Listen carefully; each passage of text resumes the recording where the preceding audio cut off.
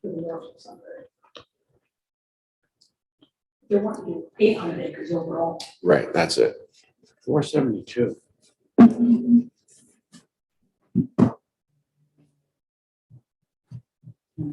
So the north of Sunbury wouldn't be by the trail, though. Well, that's what I was thinking. North is out That's 61. past the school. Okay, we're live. Welcome to the Planning and Zoning Commission. It is October 18th. It's 5:30 p.m. Would you please join me in a moment of silent prayer and pledge of allegiance?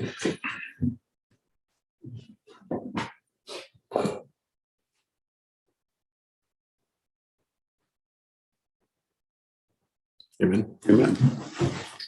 I pledge allegiance to the flag of the United States of America and to the republic for which it stands, one nation, under God, indivisible, with liberty and justice for all. Mr. Piles, roll call, please. Mayor St. John. Here. Mr. Gokenhour. Here. Mr. Elliott. Here. Mr. Lawrence. Here. Mr. Ryba. Here. And Ms. Miller is absent. Mr. Breen, did we have one issue that was not included on the agenda that needs addressed tonight, or will that be a council?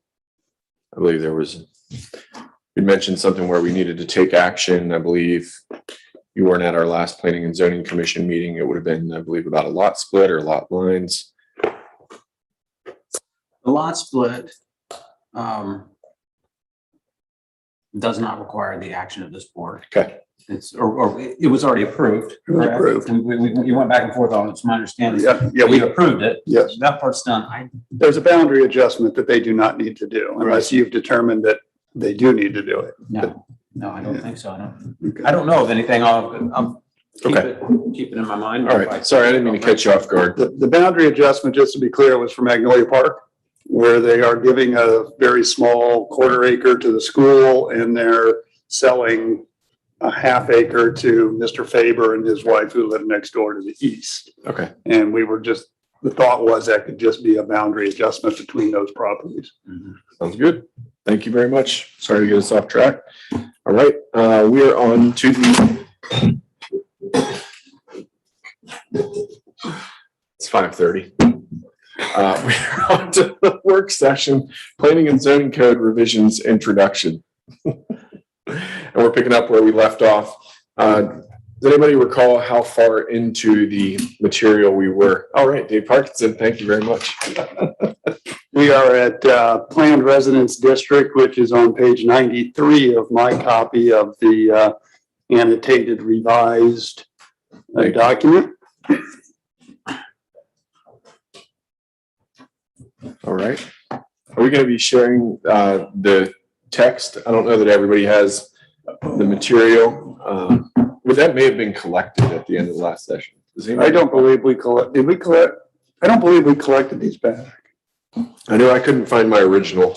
That's for certain. Let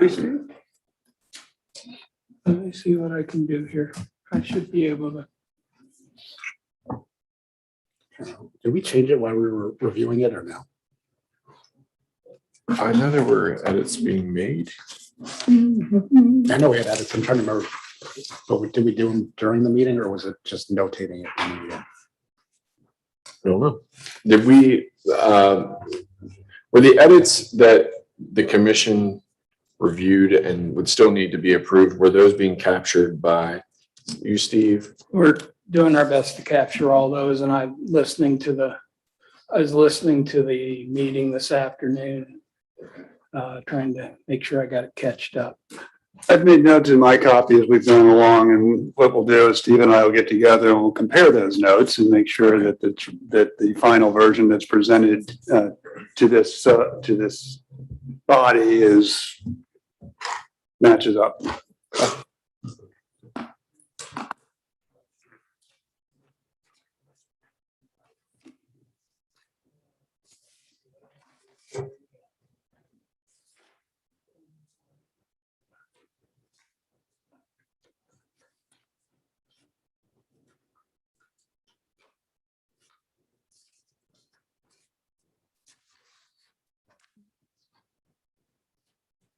Is that readable at that level? Yes.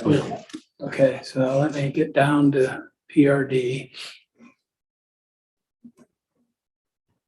What page is, oh, 101. I came pretty close.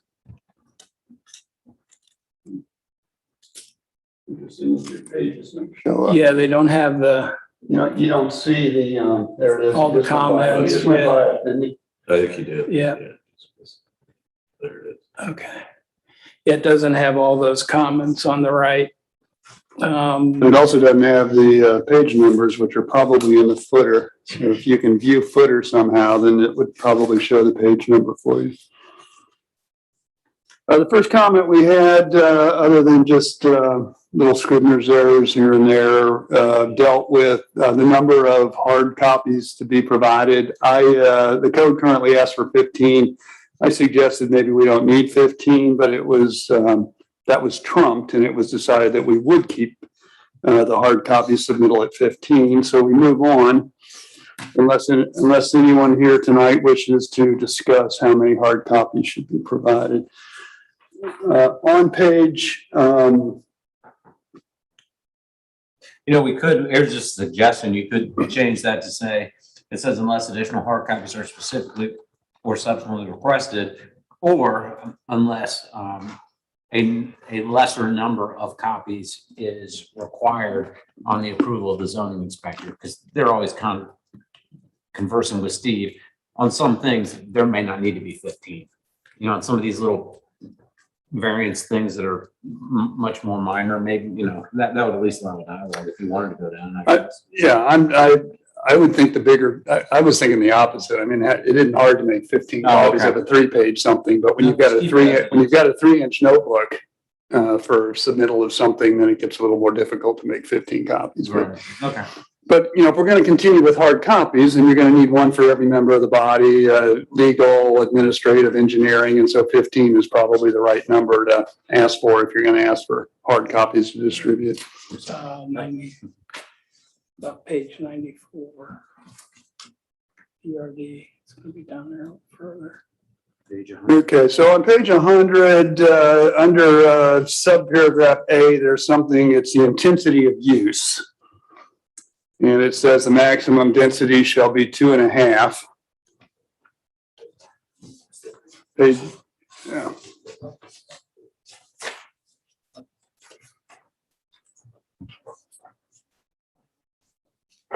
Section 6, development standards. Low Then density. it goes A, intensity of use. Page 77, okay, let me catch up here.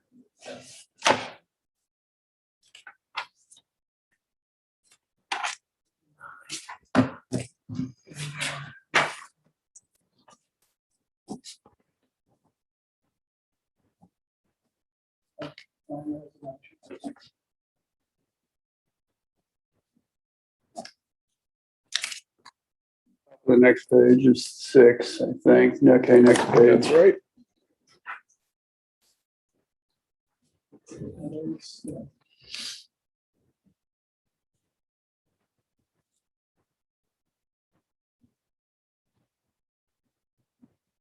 I think if you go to view and change it from reading mode to the other view. I did reading view on the left, go down to the far left on the ribbon right there. Won't let you do that. Yeah.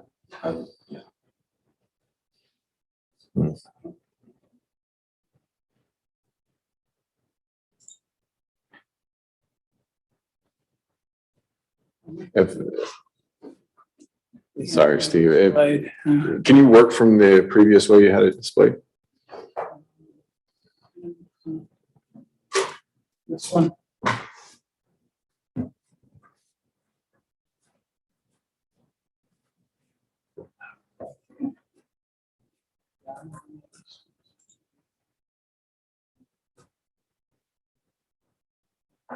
It's not big, it's not- oh.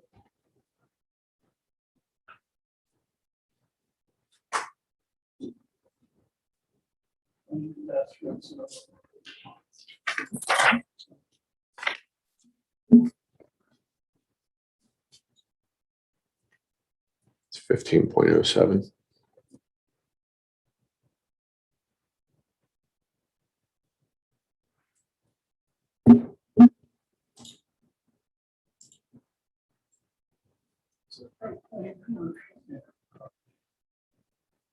This is planned residential.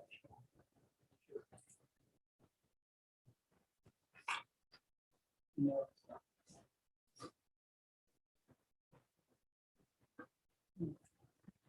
15.07, where are we at? Dave Parkinson? He's still scrolling up. He's getting there. He's going through the commercials at the moment.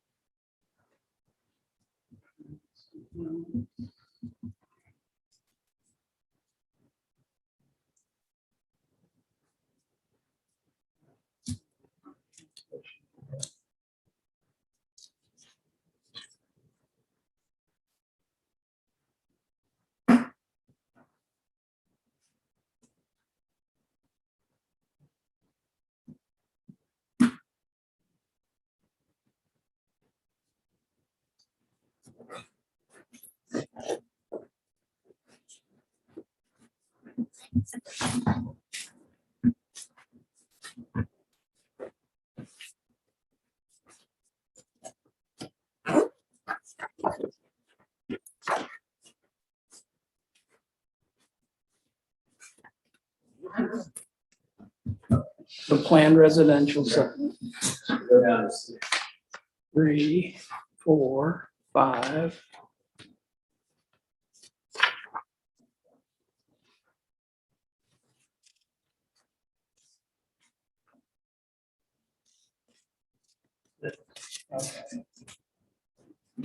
All right, so A is intensity of use, and the maximum density shall be 2.5 dwelling units per gross acre. And that was a change that we made a couple of years ago to go from 3 to 0.5. But if you scroll down further into subparagraph 4, it talks about maximum density for any single acre within the development shall be, 4 units, 8 units, 2-story, et cetera, 8 units. And we suggested that all of that be deleted from the code and just leave it as 2.5 units per acre gross density.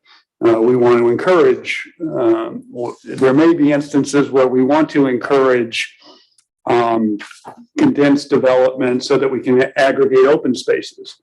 So if we allowed a little more dense here, we would buy then more open space that we could have adjacent to it, as opposed to distributing the houses amongst all the land. So we thought taking that out would help make it more consistent with the intent of making it 2.5 dwelling units per acre. That makes sense to everybody? Still the same gross density over the whole project. There was just always this weird provision about on a single acre. And so sometimes it can make it difficult if they're doing a big park or something like that, and they really want to squeeze it all together, but we get what we want on the park. And the overall is within 2.5. Could they have 3.5 on an acre? Maybe. I mean, we still have to approve the whole thing. But that restrictions on a single acre sometimes handcuffed. And some of the developers would say, we'd rather do it that way. It's less pavement, less parking, and you get more green space, more open space, more park space. Also difficult to calculate, isn't it? I mean, you could pick an acre block and it doesn't specify like, hey, I like calculate an acre, 25 feet long and, draw it out, 1,500 feet to calculate an acre. And that was exactly the comment by an individual during the Price Farms, where he picked the most dense block and said, look at all those houses in there, but we have something less than 2 units per acre over the entirety of that development. Right. So anyway, that was one of them. If we scroll down a little more, Steve, we get to building heights, and we had great discussion on building heights. So under 4 building heights, that would be revised a little bit to be consistent with the discussions on how we determine building height. And then at the end of that section, I added multi-use trails. Item K, multi-use trails shall be included within the design and layout of all developments in accordance with, and that section 811625 is a new section that I made up that talks about multi-use trails, and we'll get to that. Thank you very much for at the adding that. very end. So going on to the next, planned single-family residence, planned single-family district. It's pretty much all the same thing. There's a development plan, 15 copies. We're going to keep that as it is. We scroll through, Steve, it's the intensity of use again, a number of pages under 6A again, 6 development standards, A, intensity of use.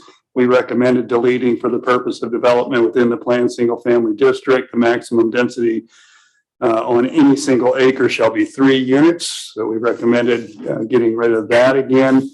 A little bit further is building heights, same question, same comment, clean that up to match the previous discussions. And then at the bottom of that is also multi-use trails. There shall be multi-use trails in all planned districts.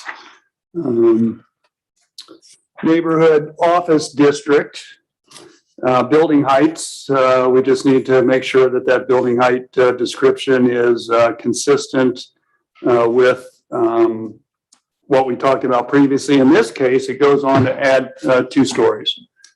So it says no building shall exceed 2 stories or 35 feet in height. And 35 feet in height is pretty consistent with every district except, I think, agricultural. I don't think we put a limit on agricultural. And then we added multi-use trails at the end of that one as well. The next is C2 commercial, which is 85-1509. I would note, and I don't know if we have these, if we really flesh this out. Are you up with me, Steve? Yeah. Okay, on the second page of that, under 4, conditional uses, apartments, we have the square footage for apartments. Now, we didn't make any recommendation in our changes here regarding square footage. But I just bring it to the commission's attention that if there's concerns with the square footage of the various bedrooms provided for within our code, this might be a good opportunity to address those. But we have not, within this round of revisions, recommended any changes to those figures. Moving on again, we get up to development standards number 5 under D, building heights. Again, that says no building shall exceed 2 stories or 35 feet. That's the same definition as C1. And we added multi-use trails at the end of this one as well. Central business district, C3.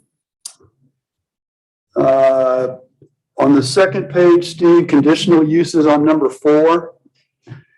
If you scroll down to D, it's gas stations and automobile stations. And there's a comment here. Should we remove this from the C3 classification? So C3 is central business district. That's the square here. Are we wanting a gas or automotive facility on the square? Some might say no, some might have a different opinion. So the thought was whether we should remove this reference to D and everything under it that deals with gas stations and automobile service stations from conditional uses within the C3 district. I'd be fine with removing it. Yeah. From this one. We're not in C2, we're in C3 right now. I just want to make sure. I can't find the gas station part in C3. I saw it in C2. It's 126. 126. It's a conditional use. I got it. Thank you. I believe we're in, I don't know what this particular property is owned, but almost everything on the perimeter of the square is the C3. Not all of it, but almost all of it. There's 1 or 2 parcels that have a different. Yes, And there that's was on a it. time where we had 1 gas station, Sparks, 2 was Martindale, Lawson's back in the day. Lawson's had gas out there. There used to be a gas station over at John Whitney's building. So they used to be there, but they're not there now. It's a question of do we want to allow them to come back in as conditional uses, which requires an application and a hearing and you have to approve it. It's not a permitted use, so they have to still apply, but do you? It's a pretty specific use. I mean, gasoline automotive repair. I mean, we're mediating quite a bit of, we're working to, I don't even know how to say it. We're addressing, petroleum stations that were here from 50 years ago, 70 years ago.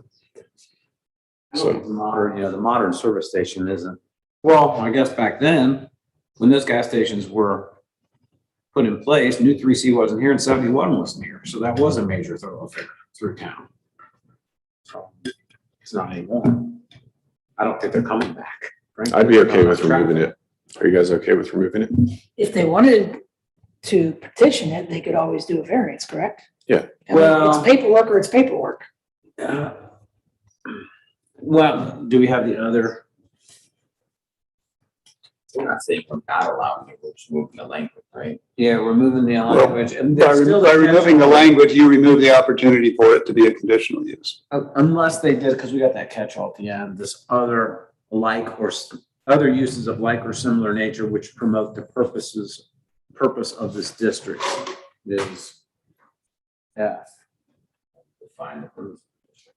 Yeah, it's intended to maintain and promote and where possible revitalize the historic character of the downtown business core. Gas station revitalizes Yeah. the. So yeah, I didn't say remove. Is this the only C3? Yes. Okay. I would remove it because what it's saying is like, if one of these properties is zone C3 today, the building burns down and they want to put a gas station there. And they would have to go through the whole process, but they aren't going to have to rezone it to have a conditional use as a gas station approved in that location if we leave the language in there. I'd be good with removing Yeah. gas stations as a conditional use for C3. We vote on that. Oh, yeah. No, not here. Okay. We're just drafting the changes. And if Anybody disagrees, now's the time to speak up and Yeah. talk about it, but you don't need to vote on it now. So would it prevent a electric charging station with the verbiage that's here? That's why I was kind of saying it's pretty specific language. I don't think that somebody would put it back. Well, Like a electric charging station. so now we go back to the definitions. And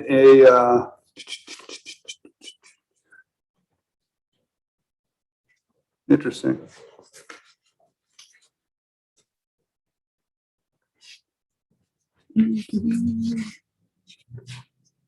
It's mostly retail, office, as far as Oh, permitted uses, retail, yeah. office. So the definition of a gas station, auto service station, building, structure, land or portion intended and designed to be used as a retail sale of any motor vehicle or motor boat fuels. So electricity or fuel, oils or accessories, including lubrication of automobiles and replacement and installation of minor parts and accessories. Uses permissible at a gas station do not include. So they went on to say that this is not part of a gas station. Body work, straightening of body parts, painting, welding, storage of automobiles and other involving noise, glare, fumes, smoke, etc. So it's basically service. It was the old fashioned service station. They replaced your wiper blades. They might have sold you some tires. They did oil changes and lubes. Things like that. They had the 2 bays and the rack and, but they didn't fix your fender when it got bumped into in the school parking lot. Which is fine finish in the C3, anybody know? Or is that C2, is that where it breaks? So that's, they're doing auto body there. I'll say Rob Working Sons too. I don't think it goes that far down. Okay. I think that's C2 probably. I don't know for sure. Steve can get the map up. It's approaching industrial, isn't it? It's right across. maybe we can kick it to you guys and just say our intent is not to have a petroleum station on the square. And EV stations, while they may be like we have, there is no business yet that just has EV stations and invite you in to buy your electricity for your, I mean, they're part of some other station and they're there for the convenience and to attract people to the area. You know, Kroger, for example, might have some out front. I don't remember. But, you know, nobody has a business designed just to sell electricity to EV cars. Yeah. Yeah, the model is a little bit ambiguous. Yeah, that's a good question. Vic brought up certified. Certified driver, you're right. Again, I don't think any of that's central Yeah. business though. Yeah. So, It's the light blue stuff around the perimeter. yeah. So this is all your central, this stuff here. This is C2. So we are not anything, or we don't know what we are. Then here's your, this is certified, that's probably the car wash. That's the C2, right? The dark blue. It is, yeah. And this is probably, Those are residential. Residential. right Yeah. here is your, and this is the car place Jim's No. Auto Service. No, it's on the other side of that little stub street. over here. No, west side of the stub North. street. Here. No, North. Over yeah, here. there it is. Yeah. Yeah, Oh, right here, like this blue area. yeah, it sounds right.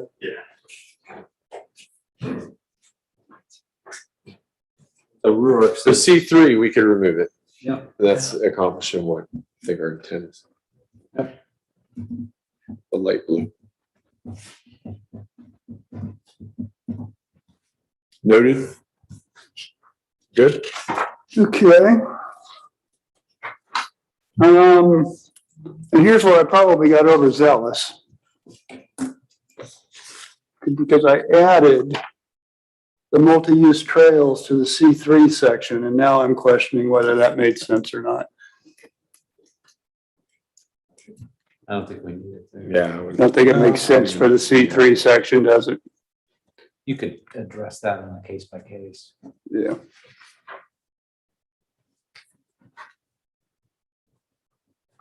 Cut and paste got me on that one. Planned commercial district. Under permitted uses on the first page, E, apartments or residences in areas over or above the commercial storerooms or office facilities. And at that point, I suggested we delete everything after that. It starts talking about single-story dwellings created in this district shall have a ground floor area and you know, such. But we excluded basements, recommended basements and other multifamily structures. It's kind of a convoluted paragraph to begin with. And so we tried to make it just read that if you want apartments or residences in this district, they have to be over commercial storerooms and office facilities. And we don't mess with other things like what a multifamily structure is and basements. Since they're supposed to be over the structure, you wouldn't have basements. So we recommended that be deleted and got rid of all this talk about ground floor versus first floor versus, you know. So just kind of tried to clean that up just to kind of hone in on what the intent of this was. And that was that apartments in this district are over storefronts or offices.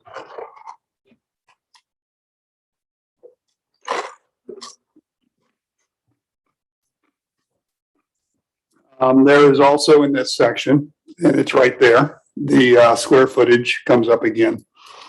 We were down at the bottom, we had language to make it 15, or make it 5, but we're going to keep it 15. We did some cleanup stuff, and then over in development standards 6, Steve, F, there's a building height. No building within this district shall exceed 2 stories or 35 feet. And that is the same as in C1 and C2. And I added multi-use trails at the end of this one. The industrial district. The building height says no building in this district shall exceed 35 feet in height.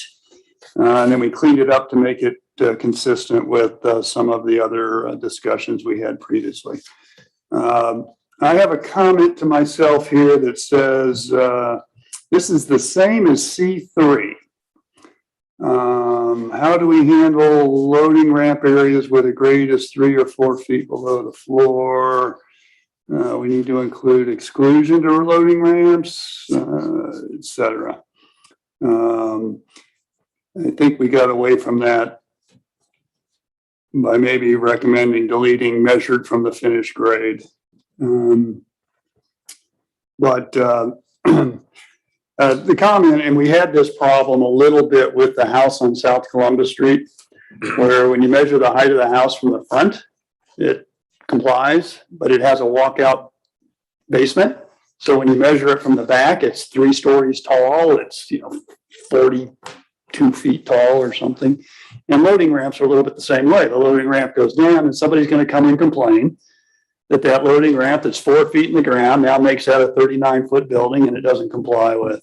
And so I didn't know. I was probably overthinking this at the time that I wrote it. I don't know that we've ever had this problem, and I don't know that we need to try to solve every problem that could possibly happen. But I just wrote that in there. So we did take out measured from finished grade because we have emboldened the definition of building height in the definitions. So it's very clear how we measure building heights. And we will measure building heights the same in all districts. So, and then I added, even though it's industrial, I added multi-use trails to the end. Shall be included. I'll give you an example where I think that would have helped, and I don't know if this is what you're intending, but like Kintner Parkway, if we had a multi-use trail on the front end of that all the way up to the high school, that would have been great foresight, 20 years ago. And so new industrial, this is planned industrial, right? Yeah, new planned industrial districts. This is straight industrial. Planned industrial is next. Sure I said that right? You're right. You're right. Yeah. Okay. The argument you're going to get, and it's philosophical. First of all, I absolutely agree with you. If we'd have had the foresight to put them in there, we had the land, the buildings were all off the road because of the overhead power lines, would have helped. You might get arguments from people that say, look, this industrial area, we don't want bikes and walkers, and we got truck drivers and equipment and big ugly things. We don't need. You already have walkers at Kidder Parkway at new employees. With no sidewalk. Well, With no sidewalk, they're walking in the street with Right. semis. That's true. That's true. Yeah. So In Westerville, I think when I drive down their bike trails, they're right adjacent to industrial They are. parks, and their industrial parks are different. I mean, they just don't even feel like industrial parks. And you've got bike trails that are riding just adjacent or within easement areas, electric easements. And I think the intent of our change that we did some time ago that really beefed up our industrial code section was intended to try to do that, to not have some crappy old industrial park, but have an industrial park that, at least from the street, looks okay, right? I mean, I don't care what you do behind your building, that's your business, but from the road, we can have some mounding and some trees and push back a little bit and have some good materials on the front of the building, et cetera, et cetera. But so anyway, so it's in there. I've recommended it to be included in there. Because I think and carry this thought just a little further, the modern day planning is all multimodal. You want people to be able to ride their bike to work, believe it or not, or be able to walk to work, or, maybe you'll get an electric bike like Tim has, right? And you can just zip on it 8 months a year and go to work and not have to drive your car to do the place. And so having these opportunities might encourage others to do it. And if it takes 3 cars off the road, it takes 3 cars off the road. Yeah, I've done a lot of reading on that topic lately, and I've definitely started to buy into one of the ways that you can just immediately reduce traffic, infrastructure, capital improvements and roads. improve safety is by designing these as you're building out development, and then it's a natural release valve of traffic. I mean, it's just, not to mention all like the health benefits and everything else. I agree. I agree. We don't talk about it within this document, but there, MORPC advocates something called the Complete Streets program and policy. And it's how do you, when you build your streets and lay them out, account for all of these different types of ways that people want to be able to move. Right. And every time you take a car off the road and put a bike or two on it, you've helped the situation. So we'll leave it in. We'll leave it in there and let the body as a whole decide if that's worth pursuing. I think we've agreed that it is. So the next section is planned industrial district. Same stuff again. We'll just flow through those, and then we'll get to development standards on in section 6. There's some talk, there's a little more talk here because it's planned industrial. No building or structure in this district shall exceed 35 feet in height. Elevator shafts and aerial antennas may be constructed any safe height. So we think we've taken out some of the language that needs to be taken out to make this consistent with the revised definition and with what we think is appropriate for a planned industrial district. We added multi-use trails to this one as well. That was the easy stuff. The next section is 811601, which is our general development standards. And this section had no title, so the first thing I did was make a title.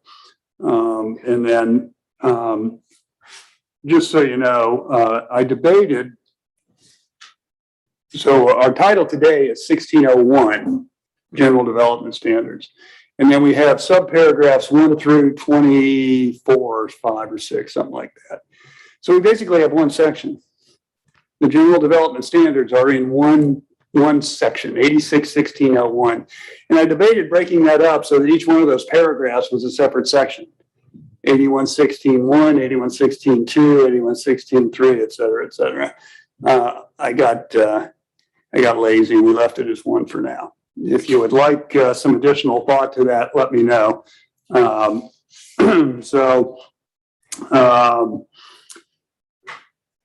So in these sections, in number 1, the maximum lot coverage on any lot or parcel in R1, R2, R3, R4, or R5 zoning district shall, for a single building, be 25% of the lot area, and the maximum lot coverage for the sum of all buildings thereon constructed shall be 30% of the lot area. Okay. That's already stated in every single one of the individual zoning districts. This is redundant and doesn't need to be in here. But if you put it in here, you have to say, you have to follow that with, except for R4. Because R4 has a stipulation that the aggregate of all buildings shall not exceed 25% lot coverage. So it's a little different for R4, and R4 is multifamily, right? So when we went through the R4 previously, we agreed that we would make those less dense. Now, there was a question I think raised when we did that, and I don't know if we ever talked about this exhibit, Joe. Do you remember this? I remember seeing this. Okay, don't know that I saw Steve laid these on your desk tonight. I think as we were talking about R4, Joe, you asked, what would that look like when we made it 25%? So I don't know what that would look like, but I presented this to you as some place that I used to live a million years ago in one of those apartments. And this is, I mean, when I look at this, that looks about as dense as you would ever want to develop anything. And yet it's only 10 units an acre.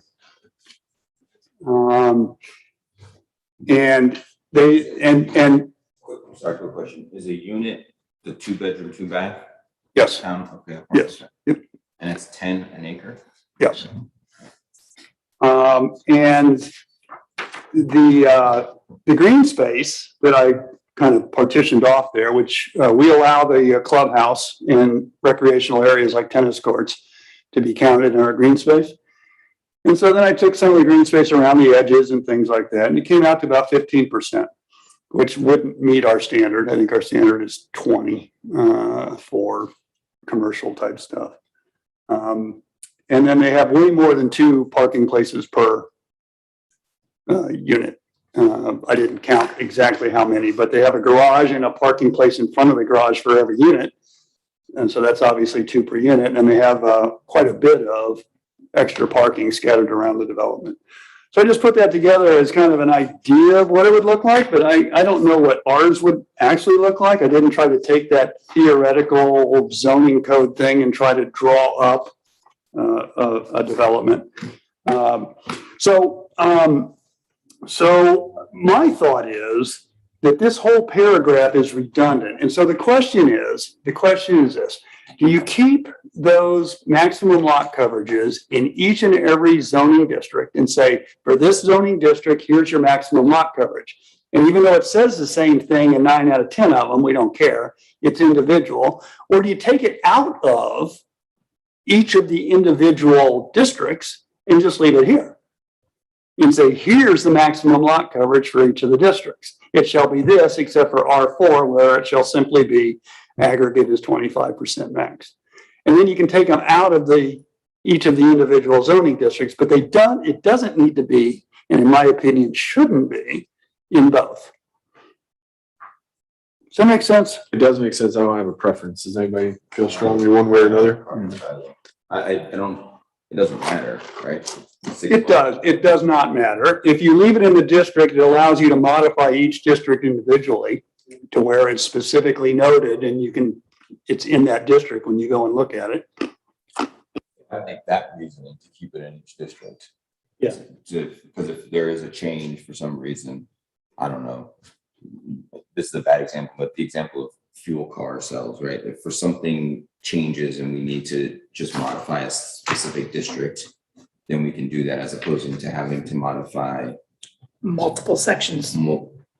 right. Or, well, it And would then be you this get one section conflicting. and then Yeah. it would be this one section, but we have like another set of language in it, except for this specific type of, right? So what we did a couple of years ago was our code was a little vague, right? And we thought it meant that the aggregate of all buildings was 25%. And our friend up here on the corner, who put up a little shed, another little shed, and another little shed, and he aggregated 80% lot coverage, said, well, your code says, so we changed it. Well, we had to change every single place in the code where it said that. And so that's why they all say exactly the same thing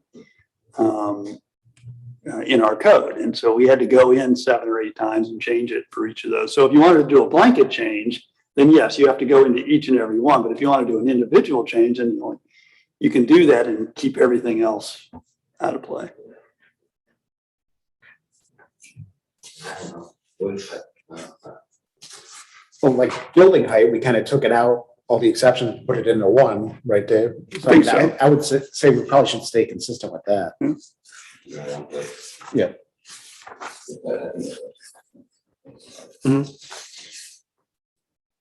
Just to be consistent. I mean, I don't think it's right or wrong either way. Did you say there is going to be an exception for R4 though, no matter what? Well, we discussed when we were doing the R4 zoning that the lot coverage would be revised to aggregate of maximum 25%. Since R4 is multifamily, there's almost always more than one. Of course, you can point now to that one on Cheshire as the exception to the rule, right? One building on one piece of ground, 4-unit apartment, but almost in all cases, our multifamily will have multiple units, much like the DRK development had. And so we just wanted to make sure that the aggregate of all of those did not exceed a 25% lot coverage. So right now, it doesn't say that. Right now, it has the regular language, and it was proposed that we would revise it to that.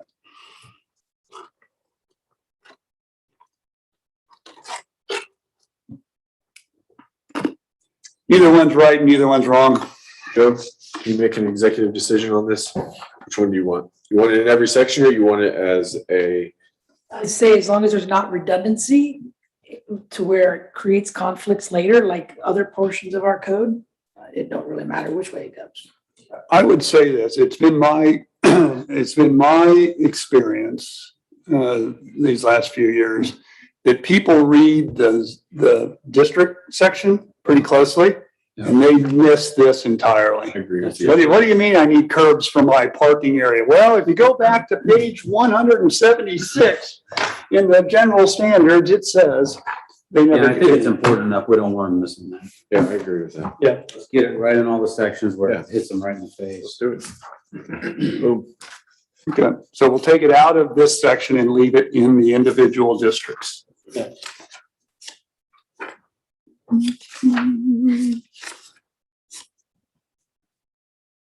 Okay, if we keep going, Steve, you're gonna get to number 6. Number 6 is exceptions to height limitations. And so I can't, and Rick, you just said this, and now I'm gonna say I don't remember. But so item 6 in the general standard says, the building height limitations set forth in this ordinance shall not apply to church spires, domes, flag poles, windmills, chimneys, cooling towers, elevator bulkheads, fire towers, belfries, monuments, decks, dairies, conveyors, stage towers, tanks, water towers, and necessary mechanical appurtenances, which may be erected to any safe and lawful height. And so I can't remember. Then I put in here something about adding a phrase that says, please see districts for any additional exclusions pertinent to that district. Because I think we were going to word within the districts any additional exceptions to this. And so in the district language, I think it says something for building exceptions. Something like the following exceptions shall apply to this district in addition to those set forth here. Okay, so we refer them back to here for all of these that are exempted, but we also then include, and so these apply to every district. And then within the individual districts, we will have the exceptions that only apply to those, should there be any. I don't know if there are any. But if you wanted to make one, for example, in the A1 district, you might make an exception to barn height. Right, that you wouldn't want listed anywhere else as an exception.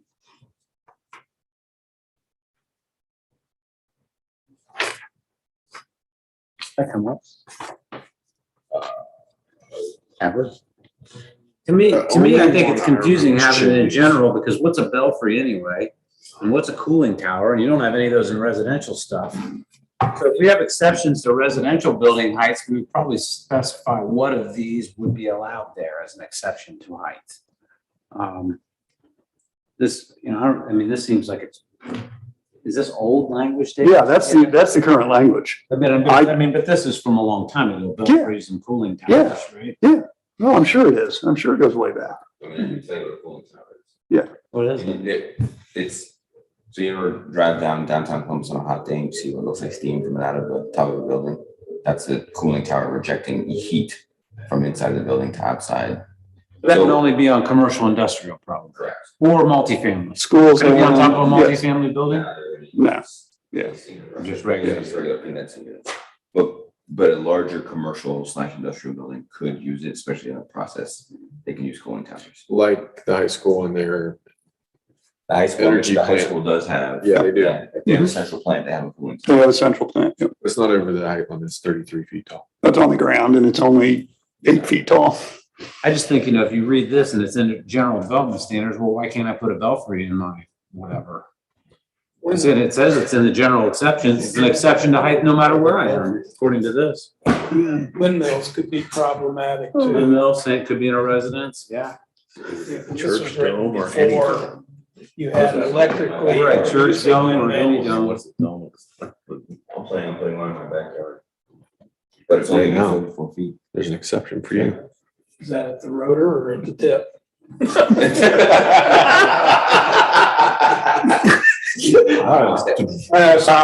what you say. Yeah, well, Inspector. I had to write those. I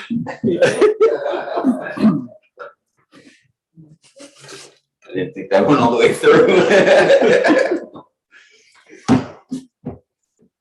So one of my comments was, again, it's the same thing as we just discussed. We have building heights and building height exceptions within the individual districts, and then we also have it here, and we don't need it in both places. I agree with you on that. So, I mean, to keep it in the individual might just mean that there might be something that we repeat over and over in each and every district, cupolas, for example. It seems to be something that could be on your house, it could be on well, the DRK, all of their clubhouses have cupolas on them. But you're right, I don't know who's gonna do a derrick or who's gonna do a conveyor. Those would be limited to industrial or planned industrial districts, probably. So we're moving all that to individual districts. So just, we'll delete this whole section. And we'll As appropriate in the individual make sure they're in, where they need to be. make sure they're in the individual.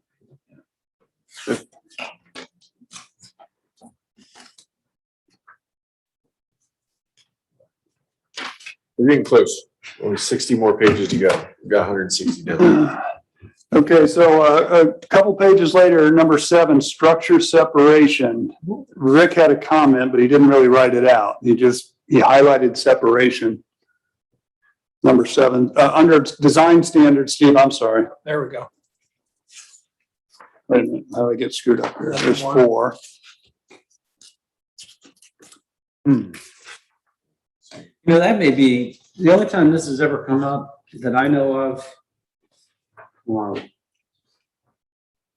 Has been with a residential garage. And I think that's why this last provision was probably added. Where you at? Where you at? Structure separation. Oh, okay. 67. Yeah. Because we had somebody wanting to build a garage and they said, you know, what do you care if my garage burns down? Because it's, 6 feet from my house. But maybe that's something you ask the fire chief to comment on. Feeds fire, right? Because this is all about fire. I mean, it's about, not having things too close in case one catches fire, Right. doesn't catch the next one on fire. That's why you have this masonry block wall in between them. Joe, I think this did come up. Isn't our code's different than the fire code? Like the fire code's further, I think. It might be 20, like you mentioned, but it says 15 in ours. Right. Yeah, I Which is think, only I residential, think it's the like, other, maybe this is why you brought this up. We grant divergences left and right on this in all these planned residence districts where they want some of the, they want it to be 15 feet or 16 or 14 feet even. So Right. 7-foot sidewall, some of 14. But then the fire chief's always signing off on that stuff. He doesn't have a problem with it. Yeah. I don't know why he doesn't, but he doesn't. And, but yeah, so this is, I don't know if this is old stuff or, It's old stuff. I mean, it wasn't something it was something that was enacted and was in place prior to me. yeah. And then again, I know that I even know the house. It was right there on Morning Street. Right at the corner. They built a garage down the hill there. It was a big deal. People were really upset about it. And I think it was one of those things where they had it 3/4 of the way up. And then somebody brought it. So, I mean, to me, it's a fire code issue more than anything. We're not really, we've got somebody to interpret that for us. He wants to let us know what it needs to be. If it needs to be updated, probably he's the best guy to comment on it. But do you want us to reach out to him or you'd rather not? Yes, I think we should partner with the fire department. Okay. Yeah. Sorry. You wanted to call the fire department? Yeah, we might as well. Okay. That's what I'm saying. Okay. Structure separation. Back to the lot coverage discussion. Wouldn't this fall? I mean, all those structures that are right by your house, Joe, Those are all within 25 feet of one another. He's That's got 14 of them or something. We can look at that later. Can I ask a question? So instead of, I'm just thinking about it, can we leave the language and then just say unless it's, or can we just say it needs to follow fire code instead of listing it out? Structure separation should be in line with the fire code, something along those lines. Just simplify it. That way if code changes, then we don't have to go back and change our code. There is the last sentence says the provisions herein shall not apply to a residential garage servicing a single-family residential unit, single-family residential residence. Only an engineer could have written that. Let's go with the fire department on that one. You want to come back? Keep moving? Okay. Right. Say 5 feet. I feel. Can always have more than the fire code.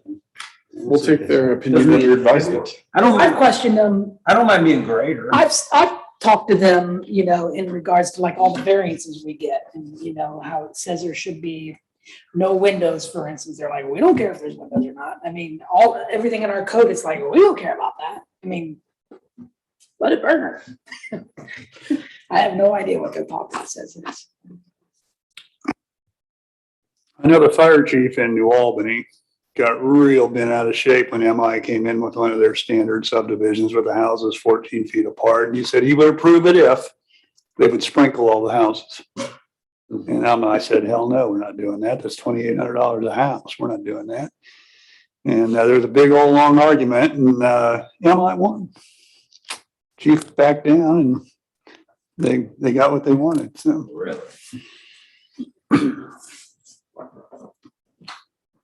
I will think about that a little more. Again, that was only a comment. We hadn't thought to make any changes to that, but the item 12, another Rick comment, something about item 12 is condition of premises waste accumulation. Item 2 says you gotta get rid of your dumpsters when you're done. The last line says the enclosure shall be removed from the site within 10 days of issuance of the occupancy permit or within 10 days of cessation of active construction work.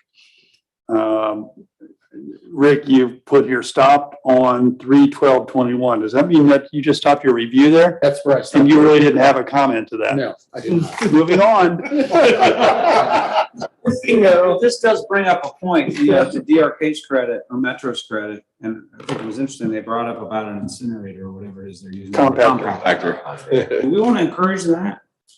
Yes. Well, that seemed like a good idea to me. If you Romanelli's proposed it. I've been to these hotels for these kids' sporting events lately, and you're at these hotels and they all have dumpsters that have crap everywhere. The tops are busted off. All the big company, I mean, You can tell animals Walmart, are pulling Target. stuff out. There's They trash have it. everywhere around it and no Falling one picks it everywhere. up.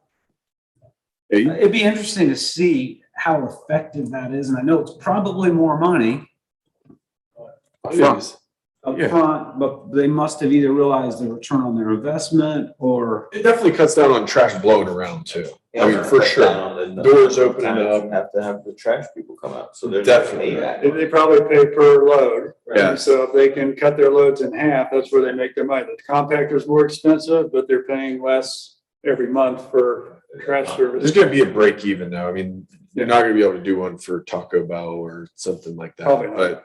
but no, but you, that's That's not where you not- see, that's not where the problem I is. agree. It's in the more intense uses.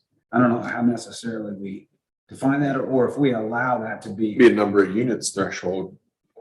Like if it's multifamily, for example, anything over 50 units must have a trash compactor on site. Maybe we can just make some inquiries of how other jurisdictions are handling that. And if anybody's out in front of this, I think somebody would be. Agree.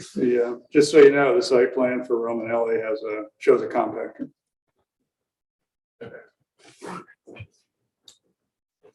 Should we add that to the code then? We're just gonna check the language and see what might be something to bring back to you guys.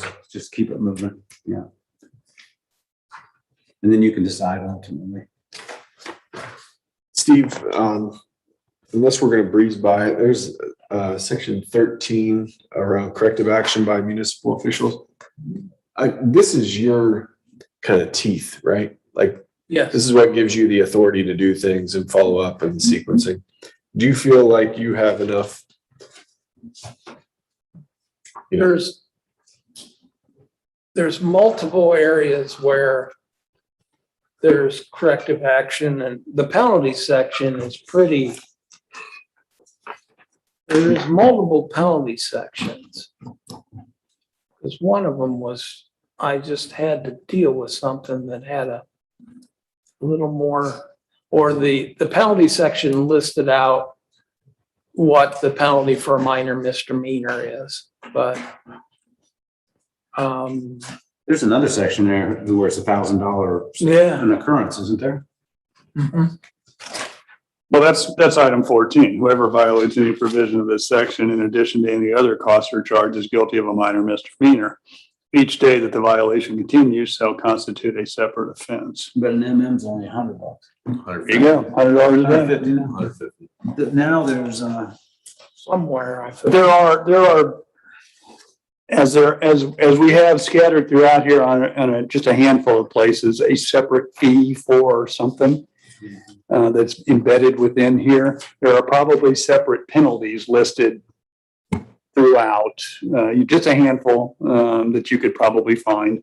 Penalty shall be $1,000, penalty shall be $200, whatever, but it isn't prolific. It isn't in every section. It isn't anything like that. It just kind of pops in there. Again, legacy items from the old days, probably. We want similar fees, remove those dollar amounts and have like a schedule, penalty schedule. I'll do a find, I'll take the document and I'll do a find on it and see where all those are. But I know I was just quoting chapter and verse to somebody in a letter, and it was a little more severe. Yeah, I'll bet if you do a search for a dollar sign, that you'll find every fee and every penalty. It's listed. page 20, it's page 25, S810608 penalties for violations. Oh, that's under the zoning certificate. Yeah, and we actually put it up to from 1,000 to 1,500 per day. Yeah. So that would be the civil or administrative penalty. This is actually saying it's a crime, which is the minor misdemeanor. In prison up to 180 days. Not a minor misdemeanor. Over here. do these contradict one another? Penalties in section S810608 versus under development. Isn't this under development standards? Yeah, that would appear to be a contradiction. You have two locations within the code for penalties for violations. It probably doesn't need to be both places. Unless that's the penalty specific to a zoning. To the certificate of occupancy. Oh, you know what? 25, and it's Yeah, I'll bet it is. certificate of occupancy. I'll bet that's the penalty for violating certificate of occupancy regulations.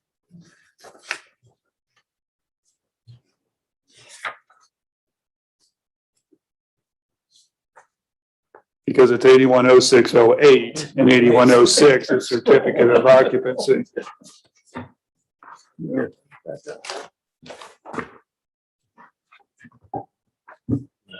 Maybe you can just take a look at where we had penalties, because this last one doesn't make a whole lot of sense to me. It doesn't really reference, it doesn't reference why you would be charging somebody. But it says you're gonna, charge them with a misdemeanor. It doesn't say what you're going to penalize them for, or what you have the authority to penalize them for. In the second one? And development standards, which is just an odd place to find the penalty section. Well, and that's like,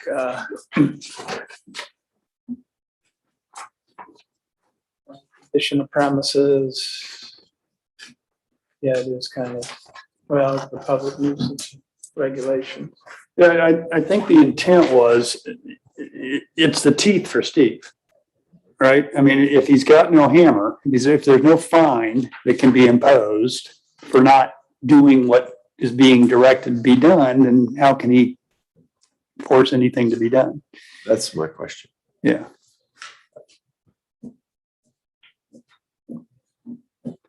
So maybe instead of item 14, it's D. It's part of the corrective actions.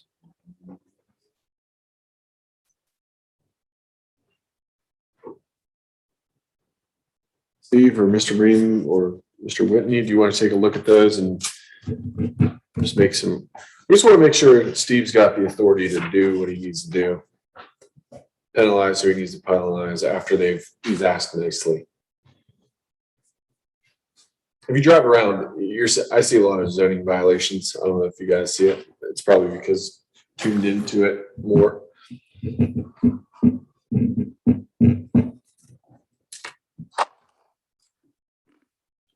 All right, ready? The next section after that is appeals. And I've just got a comment here that I revised it to be Sunbury Board of Zoning Appeals, assuming that that's what they're here for. But I have a comment here that I need to research this and revise it accordingly. So I reach out to the law directors and ask if they could help rewrite number 15 to match the charter. Will do.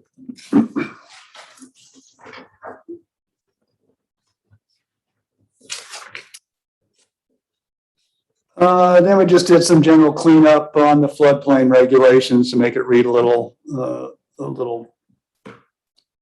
more correct. I don't know. And so we added not only Prairie Run, but Big Walnut and Little Walnut Creeks. We added the current map as a firm. It stands for Flood Insurance Rate Map. It's distributed by FEMA. So, and then we took out the business of them an opportunity to provide technical evidence. They always have that right under the FEMA laws to petition for boundary adjustments of the firm. That's not a local code that needs to be worried about. Item 20, street lighting. We adjusted the street light to be our LED 40 watt, 3000 Kelvin street light. So that's our standard. That's what we're requiring today, even though the code says otherwise. You aren't recording this, are you, Steve? But that's what we want, and that's what we're getting. Oh, I forgot to mention, Miller's Cove is using a simulated model of the sun in their lights, and it works. It's extremely bright. It's like a blue light. I mean, it beams across route, Cherry Street in the middle of the night. I just want to let you know. It's definitely not 3000 Kelvin. It's like, it's about 12,000 Kelvin. Where is It's this? laser hot. Behind Wendy's, the new housing there. Just letting you know. I mean, we can wait till they burn out. There might be a couple decades. Might be waiting a while. That's a 10-year life. Yeah, but I think we still review the lighting and all that stuff to make sure it's compliant. All right, thank you, sir. Yeah, I'll take a look at that. And item 21, open space. We added multifamily developments to the list of areas that are required to provide open space. We rewrote number 2 there so that it's clearer that the intent was not 10% of the land, but it was half of the land that was to be left as open space. And we also noted that it had to be contiguous, i.e. a single area without bifurcation. So what they're doing is, so they have to give us 5 acres of open space. By the code, 2.5 of that has to be one glob that can be used for outdoor recreation, right? Well, they give us a ½ acre over here and 3/4 of an acre over there and 1.25 acres back here and something over there like that. And so they give us our 2.5 acres, right? But it's useless. It's not. And so this is written to kind of say, look, you gotta glob it together so that we can actually do something with this open space. So half needs to be contiguous is what you're saying. Yes. half of the 20%. Half of the total open space has to be contiguous. Okay. The other can be. The way it said was you had to give 20% of the land had to be open space and 10% of the land had to be Contiguous. contiguous for recreational purposes. So they're trying to say it's 10% of the 20%. Yeah. What are they called? Detention ponds, recreational? You'll see, we're gonna get there. Okay, thank you. That's the next page. Open space requirements. We added a little thing here about if you're gonna have open space, if playing fields are part of the open space, you kind of grade it out a little bit so we can actually use it for playing fields. The next one is land devoted to the following shall not be included as meeting the common ground for open space. And we do allow detention basins today, but we added easement areas for above ground utility infrastructure. So they can't give us the overhead power line easement land and call it open space. Easements for below ground utility if access is restricted per the easement. So if you've got a high pressure gas line running through the middle of your property and they don't want you on it, you can't use that as open space. Stormwater facilities constructed during and for serving the development. Actually, we could just truncate that and call it stormwater facilities. But we've added stormwater facilities as areas that are not allowed. Now, we also said wetlands are not considered open space unless it's existing ponds, because existing ponds are natural ponds. That's kind of nice. Maybe we'll allow that. And forested wetlands. Forested wetlands are the highest level of wetlands, and if you can preserve those, you want to. And so we allow them to use forested wetlands as open space in order to help preserve it. And then I don't know what this next one is. I think I wrote it, but honest to God, as I was reading this last night, I don't know what I'm trying to say. It says 50% of steep slopes, and those are 12% and greater, and habitats of endangered species. Up to 100% of those areas may be allowed for open space consideration if the developer proposes to construct trails and other amenities for users within the area, which includes connectivity to bike and pedestrian trails. Actually, that doesn't sound like anything I wrote, but it's green, and I wrote all this stuff that's green, I think. So I'm not sure what I meant there. That was not me. What? No, everything you wrote was in a different color. Makes sense to me. That's why I'm not sure. I'm not sure why I'm writing things that are excluded, and then in the same paragraph, I start saying that you can use these. That doesn't make sense to me.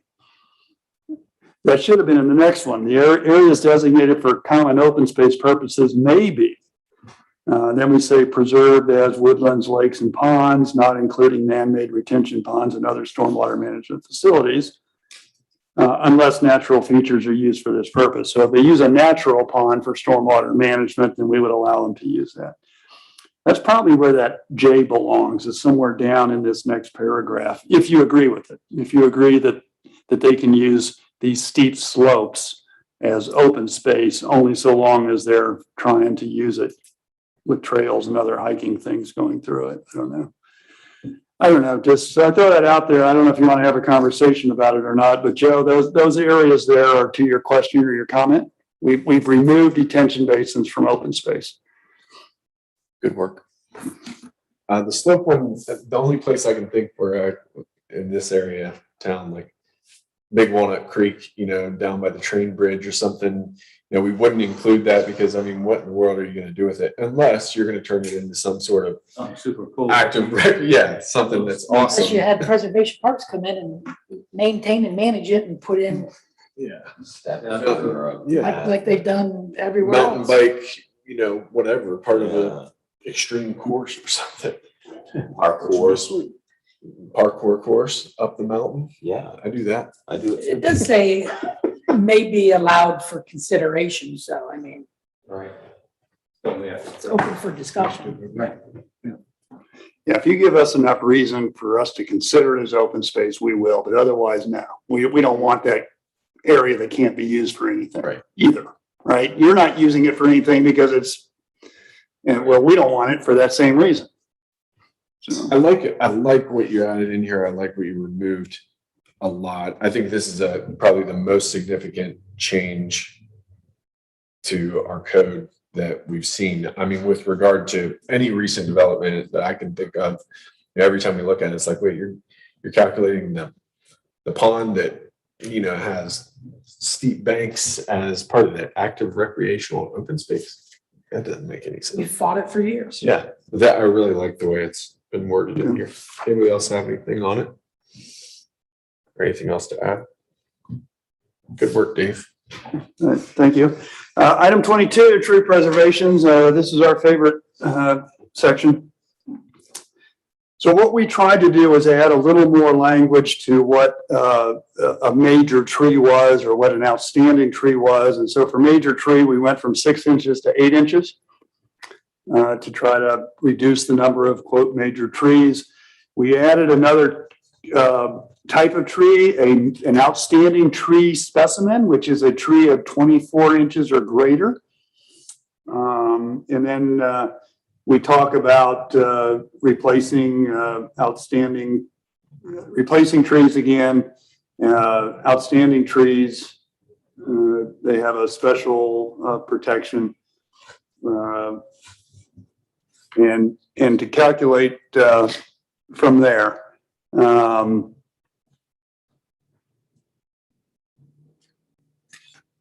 So then the replacement trees shall be located in accordance with ordinance 2008-30. And what I did was I put in that ordinance within this code so that they don't have to go and find ordinance 2008-30. It's recited or reiterated or regurgitated right there. That's what the code says right out of the code section. So now they have it in our code, people looking at it, because I get this all the time. Where do I find that? Where do I find that? A little bit. But I think we want the code to be easy to use.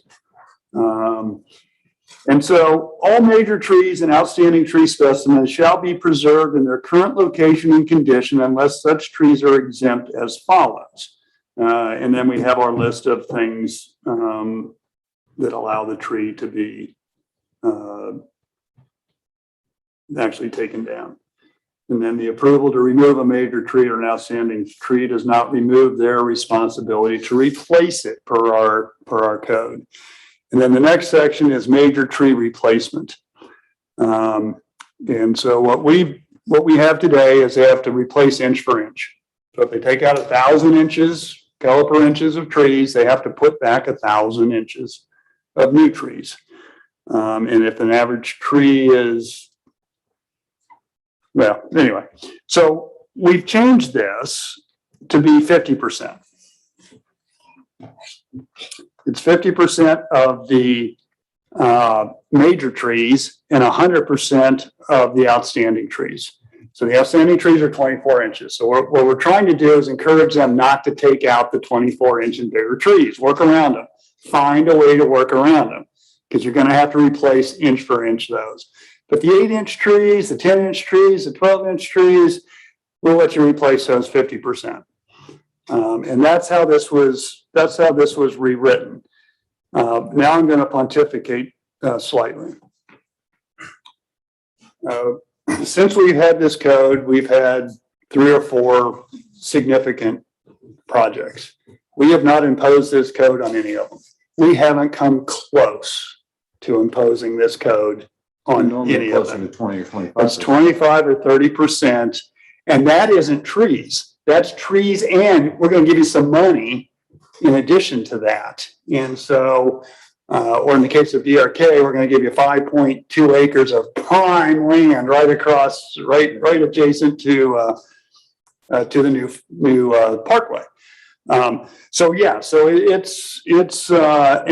so I guess my point is, if we've got a code that we're finding difficult to enforce because it's a bit onerous. And I think Glenn Duggar made a comment to council or the planning commission once that the value of the trees that had to be replaced on either Rolling Hills or Price was more than the price of the land, more than the cost of the land. That's almost, I won't say, that's a lot. That's a lot. And so So I don't know if we want to go further than what we've done here. Or if we want to keep doing what we're doing, and that's work with them one at a time, divergences, variances, whatever the case may be. They've all been planned districts, so they've all been divergences to this point in time. And so I just throw that out there for your consideration. And, you know, we don't have to fix everything this go around. We're, frankly, as soon as this gets approved, we'll start the conversation for the next one, the next round of revisions. And we'll take a good 9 months or a year to work through those as well. But, and so if this is too meaty for this one, we'll put it on top of the list for the next round of discussions. I appreciate you taking a look at this. I'm not sure it's, I don't know that it's gonna get us to where I think, not where we want to be, that's not what I'm saying, but where it's much more realistic. But I did look at the codes for like Westerville, New Albany, Upper Arlington. I want to say all of them use like a scaled type approach. So anything from 8 to 12, then 12 to 16, 16 to 24. And it's not an inch for inch. It's like, you know, you do 2 trees for, you know, an 8-inch tree. You do 3 trees for anything between 12 and 16. You do 4 for this, but there's a ceiling on it as well. I mean, once you get, I think, beyond like 60-inch trees, it's like 5 is the max. Because I mean, the at least on a per development scale, there's not enough land ever to plant the amount of trees that you would actually, like, the goal is to like increase the tree canopy, right? Mhm. Like that's the goal, or preserve as much as possible. And I think what these other municipalities have probably gone through, like we're going through now, is just the 1 to 1 inch doesn't calculate. It doesn't calculate. You can't put 500 2-inch trees for 1,000 diameter inches that you've taken out that maybe was only 45 trees. You can't add 500 trees on the same plot of land. So I guess, and Joe, I know you've looked at this a lot in detail too, and you guys all have, but I don't know that this calculation is the one I think is going to solve this for us. I don't even know if it necessarily moves us in the right direction. The other components, and we know to some extent, just because of our history now, our recent history with the market repair. And it's a hybrid of actual replacement and monetary donation. And that monetary donation, what are we requiring at the time of the occupancy certificate or the Building permit. building permit, which goes to the Parks Fund, which is another thing we need. I mean, all these open spaces, you know, you have these 350 residential homes and they give us the open space and they give us legacy woods and all this stuff. But we've still got a 1% income tax, and how do we maintain it? How do we develop it? And how do we really do anything with it? So the monetary donation part, I think we've got a handle on where that sits. I'd like to compare where we sit and where those others sit, you know, to see, are they getting monetary in-kind donations as well? They may not need it. You know, Upper Arlington may not need it. Westerville may not need it, but they've got double the income tax we have. So they got money in their parks fund to do parks stuff. So this is another way for a fair share as the new development comes in to fund ongoing parks. So maybe referencing that in-kind donation to the extent that, you know, that the actual replacement isn't an option, and pointing them down the road of at least where we are now. What were we, how much a lot on Price and golf course was Price was 1,200? No, price was 250, golf course was 1,000. Golf course was 1,000 per lot. Price was less because of everything else we had going on, and that included the legacy ones. Yeah. But you know, $1,000 per lot for a golf course, I mean, you're talking some decent money there. Plus they were putting $150,000. double the amount of trees on per lot too. Yes. No, And they with the doubled the amount of required- trees. So again, I like that hybrid approach. I like, you know, these neighborhoods someday, when those, you know, 8 years from now, which goes by like that, those trees are going to be grown in quite a bit. They're going to look nice. I mean, you go into these old neighborhoods of Columbus or wherever, and you get into these treed old subdivisions, they look nice. They feel a lot better. Right. We're pushing that, but we've still got revenue coming in to the Parks Fund. I think that hybrid approach where we are by agreement, case by case, because we've got some pretty good development partners that we've been working with. but that doesn't mean we have that every time from here on out. So maybe, to your point, Joe, it doesn't sit right with me. I don't think we've solved it yet. I think we're getting there with this.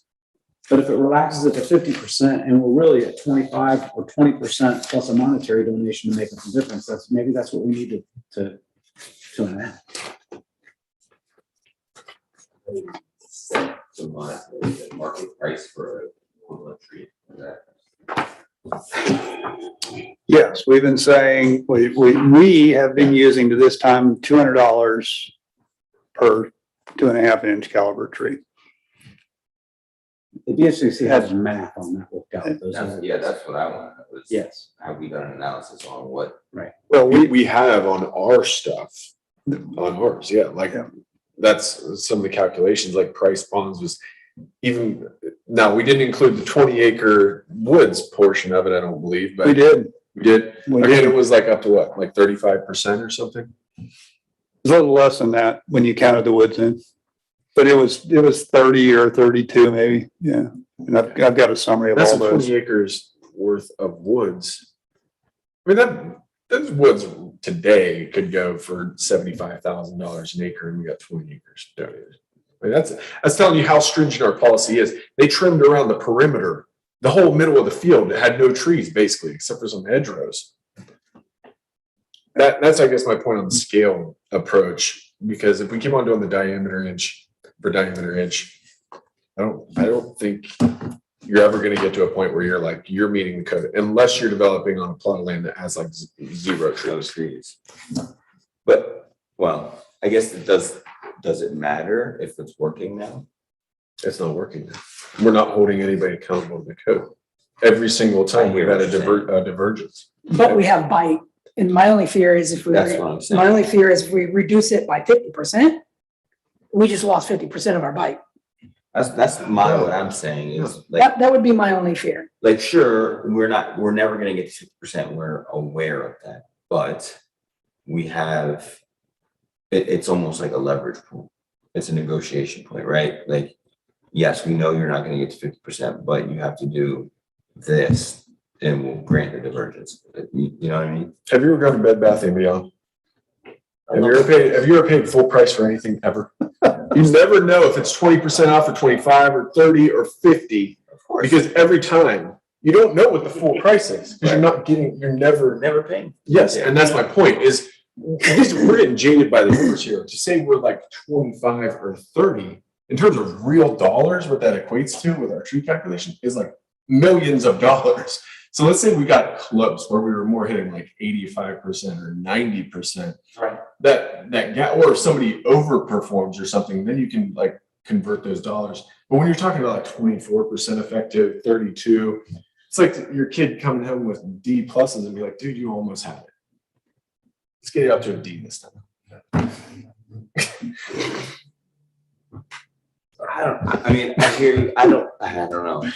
Can we get some comparative analysis? I agree with Joe. I mean, we don't want to lower the bar too. You want to have bite and maybe even potentially still run divergences, but to run divergences on 75% of what we require. We don't do that on any other element that I can think of consistently on every But development. let's think of it this way. If we're getting land donated to us, the land is worth way more than just a tree count, right? So we can look at it at a tree count basis. Oh, we're only making 32%. But if we look at, we got 75 acres of land or 20, whatever the number is, that's worth way more, like you just said, $75,000. So it's way more, it's worth way more than the actual count of dollars per tree or whatever we want to calculate it at, right? So that's why it makes sense. It's like, yes, you're not going to meet the code, but you can give us this land and it meets our requirements because it's worth way more than 1,000 trees anyway. But what he's saying is, even when we calculated in the cost of the land, that's, if you put that back into the tree policy, it still got us to like 35%. With calculating the market price of the land, not the. We got owe like $10 million in tree removal. Price Ponds was kind of a unique It was unique. situation. It was. I mean, It it's not every day that somebody comes in and says, we want to develop 100 acres of Woods, woods. right? I agree. You know what I I mean? agree with you. I mean, if you When we look, looked at the and that map, was back the- then, there's only a couple spots in the whole town that could ever be. like and that's why Aaron and I said, Agreed. we need to save as much of this. as we Joe St. possibly John was there can. too. I remember what he said. And it was really powerful. What did Joe say? I wasn't there. So I don't know. He tied himself to a tree. No, yeah. Speaking with actions. How about, how about we Didn't keep, they how about, originally- how about we keep working on it? Yeah. And come, you know, again, just because we're not gonna solve it tonight for sure. Let's, good concepts, you know, that land donation also is a component to this, or can be, it has been and should be. The monetary donation should be a component to this, has been and should be. Probably want to get closer to something realistic, but still, we're gonna keep it to where we're really holding our park needs at the highest level, which we have. So. And We pull Westerville and preservation is the Greenville. ultimate Greenville goal, has I mean. the land bank thing too, and I don't fully understand it, but they have a component of, preservation and tree replacement. And So, I think they've done a really good job. so the idea behind the land bank, I don't know, if Steve does, but the idea behind the land bank is we go out and we buy a whole bunch of land. We go out and we buy 200, 300 acres out by Freedom Park and we add it to our park, right? And then we tell people, and that costs us something. We buy 200 acres at 30,000 an acre, you just spend 6 million. And that's a cost. And you bond that. And then when someone comes in and says, well, I need some open space consideration, fine, you can buy 20 acres in our park at $30,000 an acre. Okay. I have tree problem. I need to compensate you for the trees that I can't replace. Fine, you can buy 10 acres in our park for $30,000 an acre. And that's your land bank thing. And so you kind of buy the land and now you kind of sell aliquots of it back to these people. And that way you get your open space aggregated, right? You don't get 5 acres over here and 7 acres over there. You get 200 acres on top of whatever you got out there today, 100 acres, right? You get the land where you want it. But you got to come up with $6 million or some big number to buy your chunk of land that you want to do. Kathy can find that money. CT consultants can find it too. First National Bank of CT would be happy to loan you that. All right, let's roll. We need some comparative analysis for this one. Next. All right.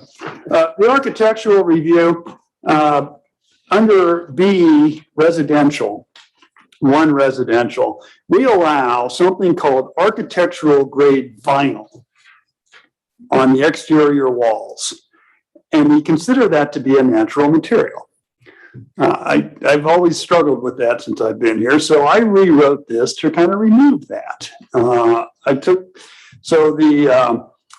The brick, the wood, the stone, cultured stone, stucco, and ephes, and cementous siding are still natural materials. And then I added, when approved by the Sunbury Planning and Zoning Commission and the Sunbury Council, architectural grade vinyl can be utilized as might be specifically limited by said approvals. So it allows them to still use it if they include it in their application and they show us exactly how they intend to include it. Don't know what you think of that, but we're currently having a discussion with Steve. I don't know if you ever followed up with Jim on that or not, but Rolling Hills wants to know what we mean by architectural grade vinyl. You want to know what the mill thickness of the vinyl has to be to qualify as architectural grade vinyl, and I don't know the answer to that. Yeah, I don't know either. It's funny, I was going through unread emails and that was one I just responded to today. Just like, Yeah. please help me understand what that is. 0.25. 0.25, all right. I think I took Inches. quarter inch. Hey, we're talking about Kevlar. Quarter inches Yeah. thick. Yeah, I was gonna say it was bulletproof siding. What are we doing here? The best.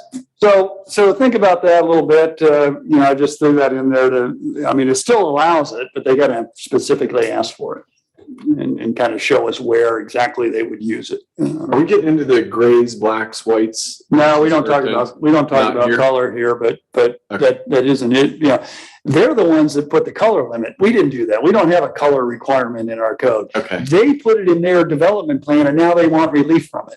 Yeah, Rockford. We don't wanna do- we don't wanna do- Our most popular house is white right now. Yes, yeah. We don't want to do what we told you we were going to do. How do we get around that? Got it. Okay, sorry. Yeah. So under industrial and commercial, we had that big talk with Newman about what a flat roof was. And things like that. We do, so we put some little language in there, I guess. We do have a lot of one-story commercial facilities like Taco Bell, Dairy Queen, and Chase that have mechanicals on the roof, and they have flat roofs. They don't have the pitch roofs on those one-story buildings. Yeah, it's read as long as there's a parapet and then drainage. Something else. We could probably do that, sure. I'm just thinking.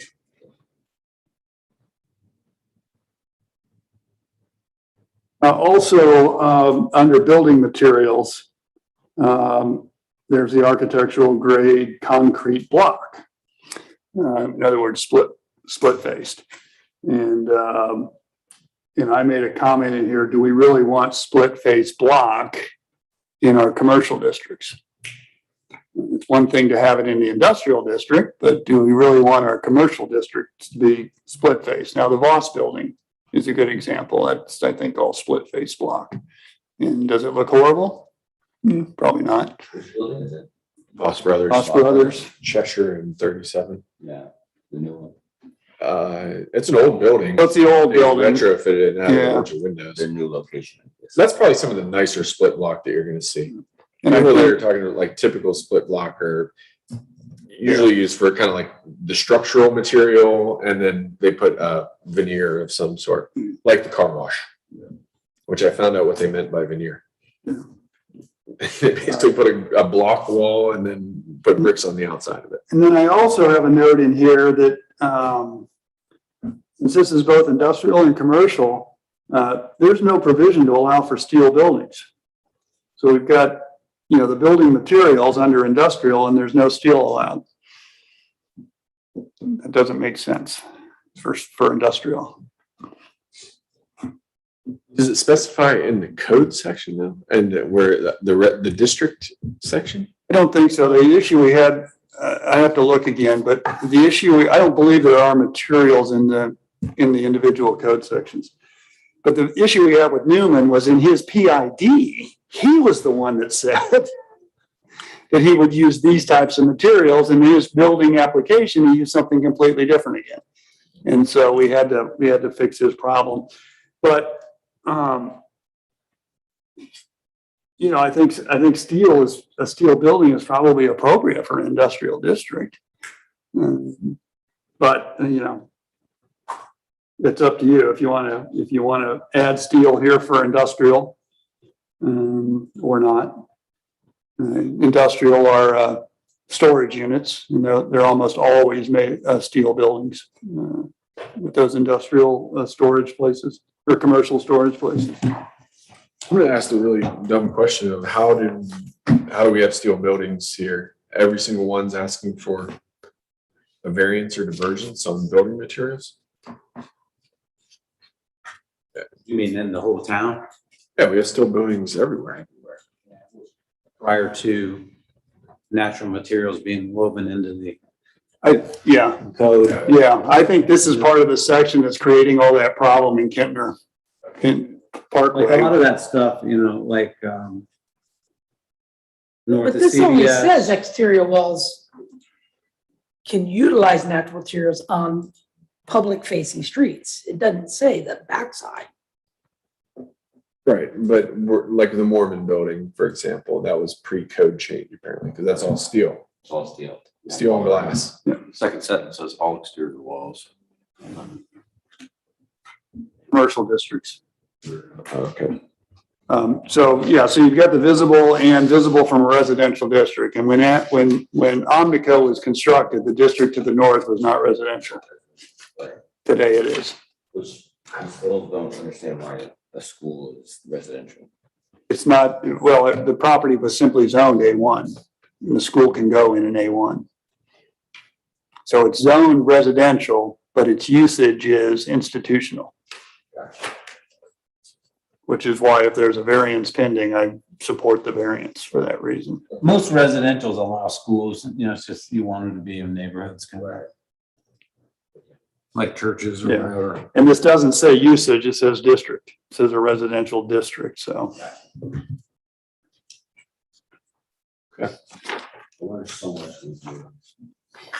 Well, I'm almost done. That's good. We're approaching a 2-hour mark. Yes. I would say the next section is 24, which is fence regulations. And Mr. Elliott, do you want to talk about that drawing and your fence concerns? So I know that I forget, a few months back, we had the gentleman who wanted to build a fence. There was some debate about it. So I understand that we don't want someone to build a fence all the way around their house. I think that was the concern and why the code was written the way that it was. But if we said, if we can, like, look at this picture here. You're talking privacy fences, not decorative fences. Correct. Private fences. So if we allowed, if they lived on a corner lot, they can build the privacy fence. As long as it has to meet 2 criteria, I would think, a certain distance away from the house and a certain distance away from the right of way. I think if it meets those, and I don't know what those measurements are, 5 feet from the house, 15 feet from the right of way, I don't know. Right, but I think as long as it meets those 2 requirements, could we not allow the privacy fence as kind of depicted here? Me, I think with the intent of the code for privacy fences only, I'm not talking decorative, privacy fences, which are 6 foot high. I don't want you to see me. I don't want you to see what I'm doing. All right. Are meant to be in the backyards, not the front yards. And when you're on a corner lot, it's a front yard. I mean, to me, like this first part, that's only 6 feet off the house and along the house itself. And actually, if you look at, most houses are at the same setback. So if you're at the neighbor and you're sitting on your front porch and there's this privacy fence that you can't see around, you're kind of, when you look down the street, you got this privacy fence blocking you out. To me, if you're on a corner lot, you still have a big backyard that you can privacy fence in. It's just we don't want privacy fences right along sidewalks or along the streets. I agree. And the thing I had the problem with on the Arbor Street one, or the Gardens one, was that house was specifically built to be 2 ways. There's a bunch of cute windows on that road that face the street. If it was meant to have a privacy fence, why would they put 3 windows in? And all you're gonna do is look out and see your fence 10 feet off the house. Yeah. I mean, that was kind of it doesn't make any sense. I mean, the developer should be designing these homes to sit on these corner lots effectively and aesthetically correct. If we let somebody come in 5, 10 years after the fact and just toss that away because whatever, I don't know, they don't want to look out the street, I guess. To me, the reason we changed it the way we did was it wasn't just to keep it right out the sidewalk. It was to keep, when you're driving down the road, not to see privacy fences along the road. Once it's to the back setback, back building line of the house and they're back, fine, who cares? So Not to be argumentative, but I'm going to be. yeah, I I mean, live on a corner lot, you live on a corner lot. Yep. You're cheating this person out of 1/3 of their backyard. that's, yeah. You want to force their kids to play in the front yard, in the side yard, along the street? That's my first thing. My second thing is, what happens when you have Miller Drive and the road is along the back of your property? You're telling me I can't have a privacy fence on the back of my property because it's along the road? How is that any different than a side Okay, yard? so get the cursor and show me which part are you arguing for this you're arguing for this right here along the house? No, I'm thinking, but you could. Because I'm saying all this You could have. is fair game. You could have, well, it depends on how much room you have between the house and the road.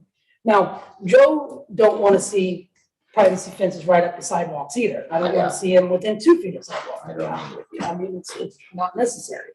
But this person could have more of a backyard if the code worked out in some way. But again, you don't want to block your line of sight. I mean, all those things have to be taken into consideration.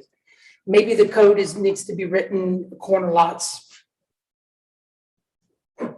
in some way, corner lots are open for discussion in some sort. I don't know how you word it, but. The corner lot automatically has 2 front yard setbacks they have to deal with, right? You can't skew it. You can't skew it along one sidewalk and have a big setback to the other sidewalk. It's got to be pushed in, right? It's got that to deal with anyway, because again, the point is you want all of the houses down the street to be at a similar distance to the road and the sidewalk. To put a privacy fence within that, I think, to me aesthetically doesn't look right. And that's just something you know, I mean, again, to me, I look at the square footage of that lot and how much is available for a privacy fenced in area. I don't see you're losing that much. That's one lot. There's lots that are smaller than that we had. I mean, the first gentleman that I forget where we told him to, he ended up putting the decorative fence up against the sidewalk. Right. But he lost, if he was able to put in the privacy fence, he would have had much more privacy, much more yard for his kids to play. Now, again, he put it right up against the sidewalk, which we didn't want, which I understand. So, and I think every situation is different. That's why I'm saying. And you're talking about the guy that had the really bad shaped triangle. Yes. And that's a bad facts make bad law Which house are you argument, speaking of? right? So all of a sudden, because of this guy, gosh, that was so harsh on him. Look how small his yard is. Well, his yard's small because he bought a lot that's like this. It's a Yeah, little and triangle. I think we did the right thing with his yard. Are you It was talking the- Greenbrier and High? It was the next gentleman, like you said, where they refaced the side of the house. And then, I mean, his house was, I forget, it was like 30 feet off of the sidewalk, right? So if the fence came out 5 feet from his yard, is that aesthetically, or from the side of his house, aesthetically, that doesn't look that bad. Pull up the auditor site and show his house, because the other issue I have is the setback. So if his house was skewed in to where that privacy fence would be in line with all the other houses down the street, I think that's one thing. But to let him on a corner lot, bring the privacy fence out and have all the other houses inset down the street, I think that's another thing. I drive down your street, Joe, right? And I see on that corner lot, on both sides, there's Yeah, I know what you're talking about. privacy fence on both. And I don't aesthetically, do I think it looks terrible? I mean, I don't think, I don't love the fences, but I think those actually cause a safety issue. The one is right up against the sidewalk. it is. I mean, all the way up against. If you're trying to come down, I mean, you're not seeing anything until you're like, Right at the road. yeah, right up past that. And I think there needs to be space off of the road, right? So if you look, like you're saying, the setback is not in line with the house. His setback is way behind the house that's right to the east of him. Yeah. Right? So if he built a fence that came out in line with the other line of the house, then would that really be an issue? Again, and I'm deferring to you. I'm saying, yeah, could there be some give and take on lining up with that house? Yeah. Okay. So this is the Orchard Lane one? We do allow that. Yeah, this is Orchard and Arbor, yeah. No, we didn't allow that. We told him he couldn't build it. No, and I tried to get her to modify it a bit and. Well, he wouldn't budge. She was, she You was tried like, to no, get him to come off that back corner and he wouldn't do it. no. Yeah. We also talked to all him enough. about it doesn't have to be privacy. You can do Right. 4-foot fence and it would be fine. And he Right. said, no. You didn't want to do it, right? But see, like in a situation like this, they should be able to utilize part of that side lot, even though it's on a corner. That's what I'm saying. They should be able to But come we're not out. saying they can't utilize it. We're just saying you can't build an 8-foot high privacy. Why How can't about they 6 come foot out? long, Dave? Or 6 foot, Why whatever. can't they come out off the side of the house, right? Almost like in line with the roof line, come out 3 feet and then build back this way, right? There's plenty of space Where you at? right here, right? If they came out, and I think there's a window right in the center here, so that might be a bad example, right? But right on the other side of the window, they came out 3 to 5 feet and then they built it, because there's a fence here, and then they stopped it, right? So if they just built this, came out another 3 to 5 feet and then connected it back here, it gives them a little bit more space in their side yard. And there's not an impediment of vision. You can still see everything. There's still there's a tree here. It's still gonna be on the outside. I think that's why I'm saying. I'm with you, I'm with you. And I think this is unusual. I think this is an unusual example. Right. I think most houses are gonna be here. Correct. So, but I still question what you gain right there. What do you gain? It's what he wants, it's what he David. wants, right? It's Okay. his, that's the thing. You don't gain this, you gain this. Right. It's- That was my You point. build this straight off of here, you lose this little bit of area right here. So you gain a little bit of backspace, to sit and enjoy right here. I mean, if he wants to put a fire pit right here, he can't, because he's got a wooden fence right there.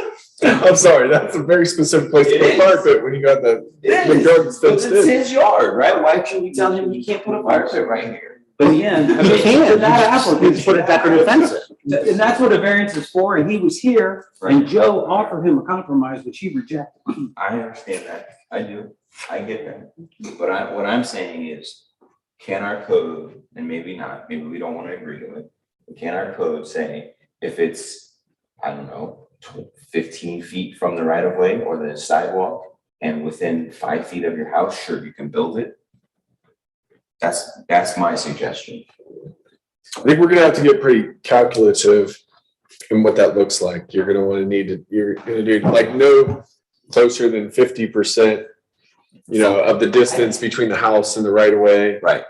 I definitely see where you're coming from, and that's a super bad example to come off. Yeah. We actually had two right in a row that were super bad examples right out of the chute. Right.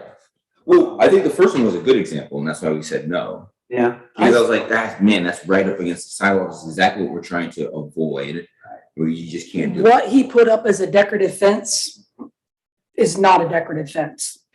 And the fact that he said he was gonna trim and take those bushes out, they ain't been trimmed and they ain't been taken out. I haven't driven by it. I've driven by that house. They didn't put up a fence, they put up lattice. 6 foot high. No, it's only like four, It's 4 foot, but it's lattice, it's white plastic lattice. It gets to 50%, but it is a lattice. So it probably looks worse. It looks terrible, I'm sure. It's not real great. Okay. Evolution of the process. No, you can't put a privacy fence. I'm gonna put just cheap plastic fence. Yeah, you threw that in our face.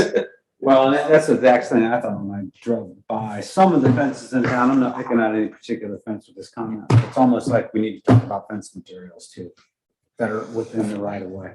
Yeah. Because I I mean, agree. yeah. I mean, that's why we said no to serve right here, right? Yeah. It wasn't a fence, but it was like, it can't. I mean, even cedar fences and stuff. I mean, like you hear like weatherproof, all this stuff. That stuff deteriorates. I've seen more cedar fences, dog ear, like what goes by as cedar, but is actually like a white pine, they disintegrate, they fall over. The posts don't hold. The color fades. Yeah, I mean, for it's- sure. Yeah, I don't know the answer. I think that example makes more sense than this example, just because of the houses. He's got extra roof because he's so far back. Right.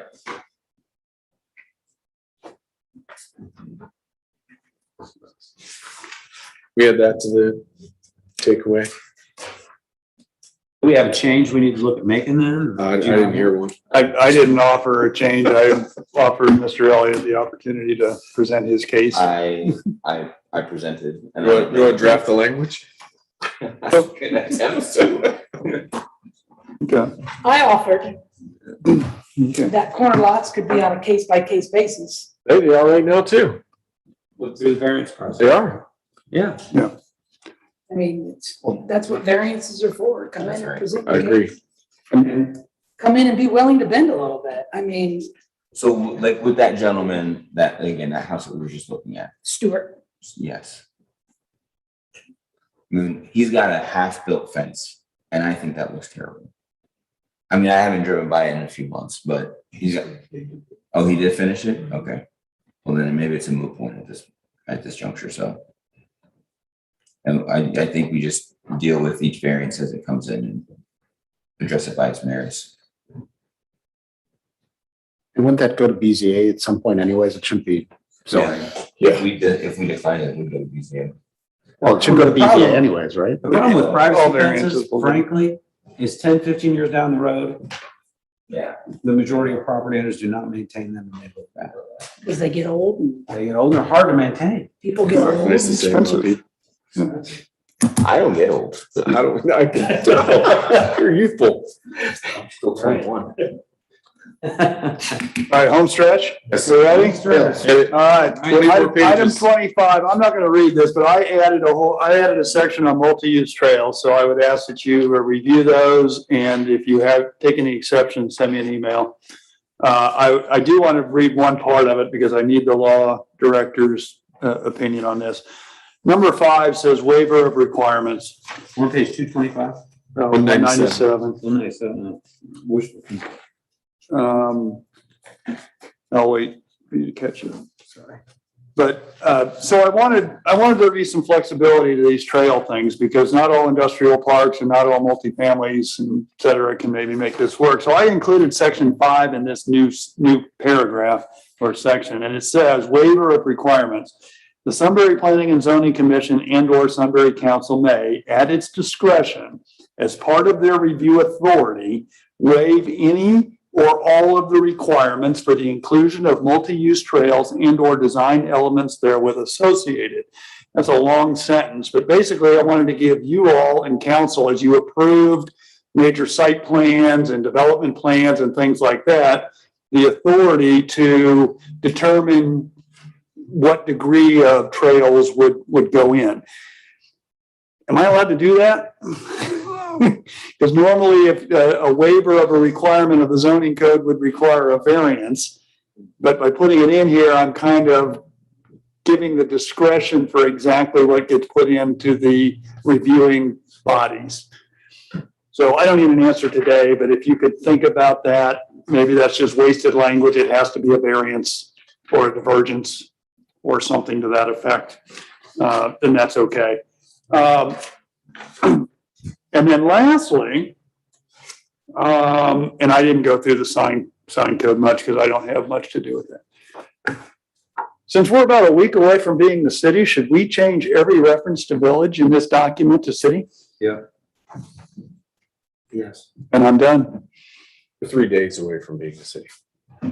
Congratulations. Thank you. You brought us in strong. Wait, what? I was named after you, so you're quite a bit older. Literally.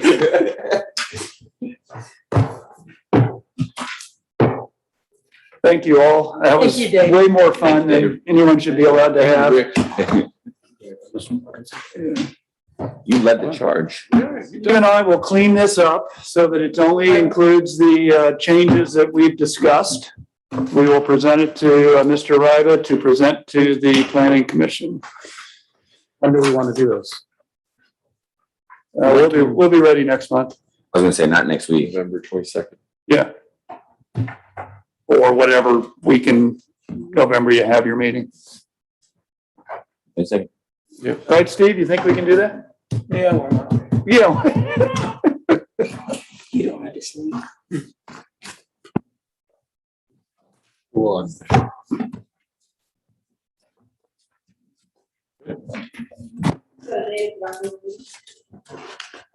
Sure. Are you guys proposing that we would do a special meeting to do the code review or as part of our regular meeting in zoning, which is the 22nd of November? I think once you have it, now that we've been through it all, and once you have it with another set of comments, I don't think you need another meeting. You just Special needed it meeting. enough time so you can flip through and just look at the changes. And at this point, you'll just be considering. What we can do is we can eliminate, can we do the changes in one color that were there now? Mhm. And then the stuff that we've revised subsequent to this in another color?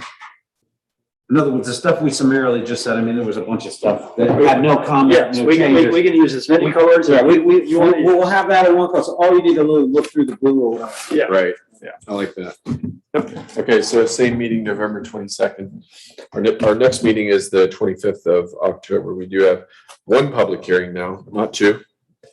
And we have Nestle plant Ganem. Okay. You push back from him, Steve? Not yet. Wait a minute, Nestle, withdrew. Did he withdraw? Well, no, but we told him we can't come. We concluded it was an incomplete application and not ready to, Not sufficient. Yeah. It's deficient. because he did send me an email Right. that I forwarded. We gotta get a response from him. Move to close. Yes, sir. We've got a motion to adjourn, second by Joe. First by Rick Ryba, discussion, roll call. Mr. Gokenhour, Yes. let me put him up here. Mr. Elliott, Yes. Mr. Lawrence, Yes. Mr. Ryba, Yes. Mayor St. John. It's like, I'm in, then I come out, then all of a sudden I'm gonna. Before you leave, I've got the Sunbury Commerce Park packages. So excited to